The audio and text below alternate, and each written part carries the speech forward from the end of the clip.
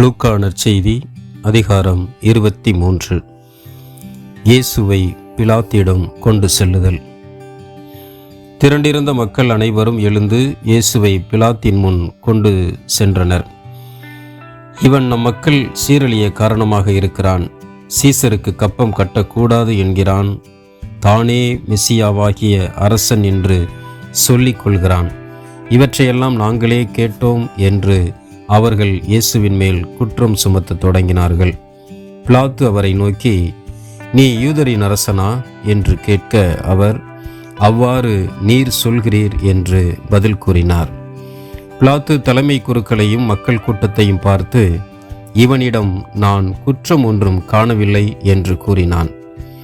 ஆனால் அவர்கள், இவன் கலிலேயா தொடங்கி யூதேயா வரை இவ்விடம் முழுவதிலும் மக்களுக்கு கற்பித்து அவர்களை தூண்டி விடுகிறான் என்று வலியுறுத்தி கூறினார்கள்.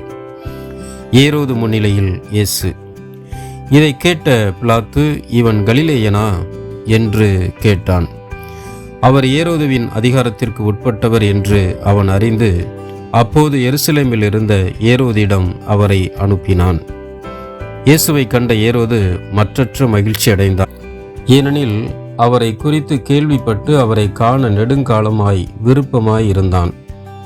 அவர் அரும் அடையாளம் ஏதாவது செய்வதை காணலாம் என்று நெடுங்காலமாய் எதிர்பார்த்திருந்தான். அவன் அவரிடம் பல கேள்விகள் கேட்டான். ஆனால் அவர் அவனுக்கு பதில் எதுவும் கூறவில்லை. அங்கு நின்ற தலைமை குருக்களும் மறைநூல் அறிஞர்களும் அவர் மேல் மிகுதியான குற்றம் சுமத்தி கொண்டிருந்தார்கள்.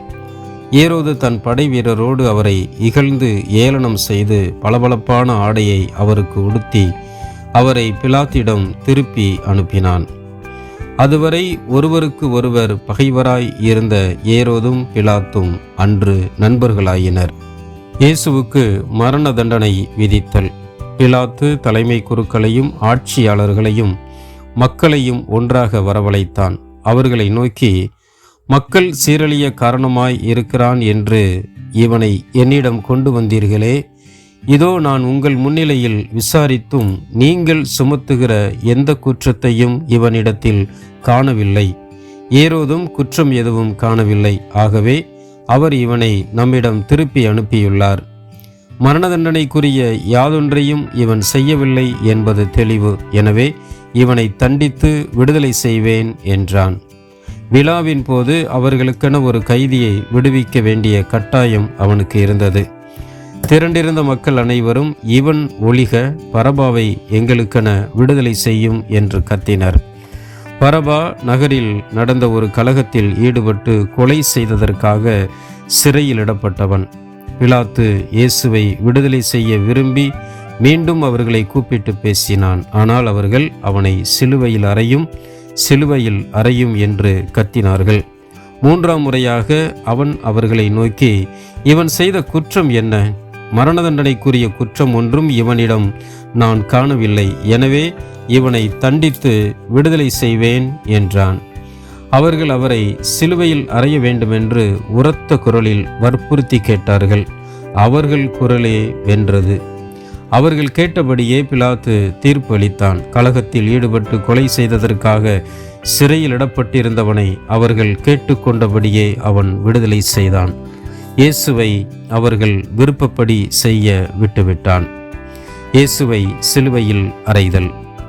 அவர்கள் இயேசுவை இழுத்துச் சென்று கொண்டிருந்த போது சீரேன் ஊரைச் சேர்ந்த சீமோன் என்பவர் வயல்வெளியிலிருந்து வந்து கொண்டிருந்தார். அவர்கள் அவரை பிடித்து அவர் மேல் இயேசுவின் சிலுவையை வைத்து அவருக்கு பின் அதை சுமந்து கொண்டு போக செய்தார்கள். பெருந்திரளான மக்களும் அவருக்காக மாரடித்து புலம்பி ஒப்பாரி வைத்த பெண்களும் அவர் பின்னே சென்றார்கள்.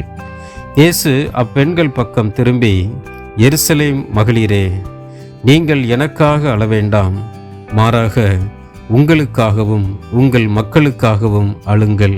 ஏனெனில் இதோ ஒரு காலம் வரும், அப்போது மலடிகள் பேறு பெற்றோர் என்றும் பிள்ளை பெறாதோரும் பால் கொடாதோரும் பேறு பெற்றோர் என்றும் சொல்வார்கள். அப்போது அவர்கள் மலைகளை பார்த்து எங்கள் மேல் விழுங்கள் எனவும் குன்றுகளை பார்த்து எங்களை மூடிக்கொள்ளுங்கள் எனவும் சொல்வார்கள். பச்சை மரத்துக்கே இவ்வாறு செய்கிறார்கள் என்றால் பட்ட மரத்துக்கு என்னதான் செய்ய மாட்டார்கள் என்றார். வேறு 2 குற்றவாளிகளையும் மரண தண்டனைக்காக அவர்கள் அவரோடு கொண்டு சென்றார்கள். மண்டை ஓடு எனப்படும் இடத்திற்கு வந்ததும் அங்கே அவரையும் வலப்புறம் ஒருவனும் இடப்புறம் ஒருவனுமாக அக்குற்றவாளிகளை அவர்கள் சிலுவைகளில் அறைந்தார்கள். அப்போது இயேசு, தந்தையே, இவர்களை மன்னியும், ஏனெனில் தாங்கள் செய்வது என்னவென்று இவர்களுக்கு தெரியவில்லை என்று சொன்னார். அவர்கள் அவருடைய ஆடைகளை குலுக்கல் முறையில் பங்கிட்டு கொண்டார்கள். மக்கள் இவற்றை பார்த்து கொண்டு நின்றார்கள். ஆட்சியாளர்கள், பிறரை விடுவித்தான், இவன் கடவுளின் மெசியாவும் தேர்ந்தெடுக்கப்பட்டவனுமானால் தன்னையே விடுவித்துக் கொள்ளட்டும் என்று கேலி செய்தார்கள். படைவீரர் அவரிடம் வந்து புளித்த திராட்சை ரசத்தை கொடுத்து, நீ யூதர்களின் அரசனானால் உன்னை காப்பாற்றிக்கொள் என்று எள்ளி நகையாடினர். இவன் யூதரின் அரசன் என்று அவரது சிலுவையின் மேல் எழுதி வைக்கப்பட்டிருந்தது. சிலுவையில் தொங்கிக் கொண்டிருந்த குற்றவாளிகளுள் ஒருவன், நீ மெசியாதானே, உன்னையும் எங்களையும் காப்பாற்று என்று அவரை பழித்துரைத்தான். ஆனால் மற்றவன் அவனை கடிந்து கொண்டு, கடவுளுக்கு நீ அஞ்சுவதில்லையா? நீயும் அதே தீர்ப்புக்குத்தானே உள்ளாகி இருக்கிறாய். நாம் தண்டிக்கப்படுவது முறையே, நம் செயல்களுக்கேற்ற தண்டனையை நாம் பெறுகிறோம்.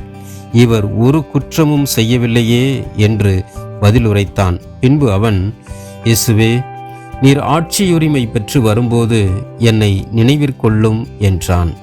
அதற்கு இயேசு அவனிடம், நீர் இன்று என்னோடு பேரின்ப வீட்டில் இருப்பீர் என உறுதியாக உமக்கு சொல்கிறேன் என்றார். ஏறக்குறைய நண்பகல் 12 மணி முதல் பிற்பகல் 3 மணி வரை நாடெங்கும் இருள் உண்டாயிற்று. கதிரவன் ஒளி கொடுக்கவில்லை. திருக்கோவிலின் திரை நடுவில் கிழிந்தது. தந்தையே, உம் கையில் என் உயிரை ஒப்படைக்கிறேன் என்று இயேசு உரத்த குரலில் கூறி உயிர் துறந்தார். இதை கண்ட நூற்றுவர் தலைவர், இவர் உண்மையாகவே நேர்மையாளர் என்று கூறி கடவுளை போற்றி புகழ்ந்தார். இக்காட்சியை காண கூடி வந்திருந்த மக்கள் அனைவரும் நிகழ்ந்தவற்றை கண்டு மார்பில் அடித்து கொண்டு திரும்பிச் சென்றனர். அவருக்கு அறிமுகமான அனைவரும், கலிலேயாவிலிருந்து அவரை பின்பற்றி வந்திருந்த பெண்களும் தொலையிலிருந்து இவற்றை பார்த்து கொண்டிருந்தார்கள். இயேசுவின் அடக்கம். யோசேப்பு என்னும் பெயருடைய ஒருவர் இருந்தார். அவர் தலைமைச் சங்க உறுப்பினர், நல்லவர், நேர்மையாளர். தலைமைச் சங்கத்தாரின் திட்டத்துக்கும் செயலுக்கும் இணங்காத அவர் யூதேயாவில் உள்ள அரிமத்தியா ஊரைச் சேர்ந்தவர். இறையாட்சியின் வருகைக்காக காத்திருந்தவர். அவர் பிலாத்திடம் போய் இயேசுவின் உடலை கேட்டார். அவர் அவரது உடலை இறக்கி மெல்லிய துணியால் சுற்றி பாறையில் குடைந்திருந்த கல்லறையில் வைத்தார். அதற்கு முன்பு யாரையும் அதில் அடக்கம் செய்ததில்லை. அன்று ஆயத்த நாள், ஓய்வு நாளின் தொடக்கம். கலிலேயாவிலிருந்து அவரோடு வந்திருந்த பெண்கள் பின்தொடர்ந்து சென்று கல்லறையை கண்டார்கள். அவருடைய உடலை வைத்த விதத்தை பார்த்துவிட்டு திரும்பி போய் நறுமண பொருள்களையும் நறுமண தைலத்தையும் ஆயத்தம் செய்தார்கள். கட்டளைப்படி அவர்கள் ஓய்வு நாளில் ஓய்ந்திருந்தார்கள்.